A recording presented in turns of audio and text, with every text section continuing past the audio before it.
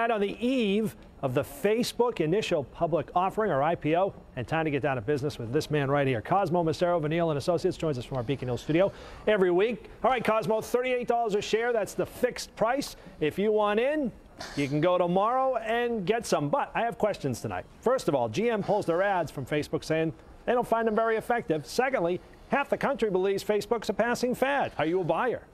Yeah, you know, $81 billion IPO expected tomorrow. There's a concern that the value of Facebook advertising just isn't there. It doesn't pay off. It's a big part of their business model.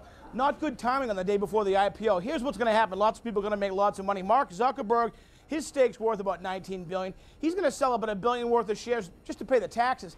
Remember Eduardo Saverin, one of his co-founders back at Harvard? The U.S. Senate is trying to draft up legislation to keep this guy out of the country because he bolted for Singapore, just so he doesn't have to, well, apparently so he doesn't have to pay the big tax bill that he's got coming. Meanwhile, if you're a regular investor, you can jump in after that initial IPO, probably about an hour after the market opens. And you can jump in and take that risk on whether the Facebook business model really is going to work long term. Yeah, it's going to be interesting. A lot of people feel if it goes up and continues to go up, that's good for the economy. If it goes down, that could be a bad signal for the economy. Hey, let's move on. Speaking of the economy and changes, WFNX Radio, we've been covering this story a lot in the last 24 hours, but another alt station goes the way of BCN. Yeah, that's true. I got first and foremost my good friend and longtime colleague here in the heavy hitters on Fox25, Peter Kadzis, editor of Phoenix Media, said it's a sad day for independent radio, for alternative music in Boston. It really is. FNX, for essentially 30 years, defined and redefined independent broadcasting and alternative music here in Boston.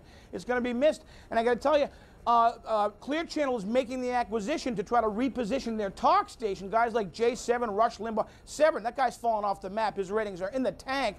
They got to do something. FM maybe is the ticket for Clear Channel. Yeah, but they're a very loyal audience, that alternative rock crowd, I'll tell you that. And also, JP Morgan Chase, real quickly, you know, could be up to $3 billion in losses. Now, yet their CEO, Jamie Dimon, nice, cool $23 million.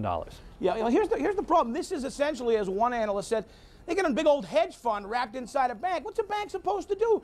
You're supposed to take in deposits, pay out a little money, very little, and then make loans and make money on the spread. Well, this is essentially running a high stakes, high risk investment hedge fund within this bank. Regulators are really watching this to see how much of an impact it's going to have long term on essentially a very financially stable organization, but it's a big problem. Yeah, it's a bit odd to see the risk that was involved in that whole thing and how it all played out. And now the FBI would like to know a little bit more about how they're doing business. Cosmo, Macero, thanks for getting down to business with me tonight. We'll see you next week. All right, Mark, thanks. Take care.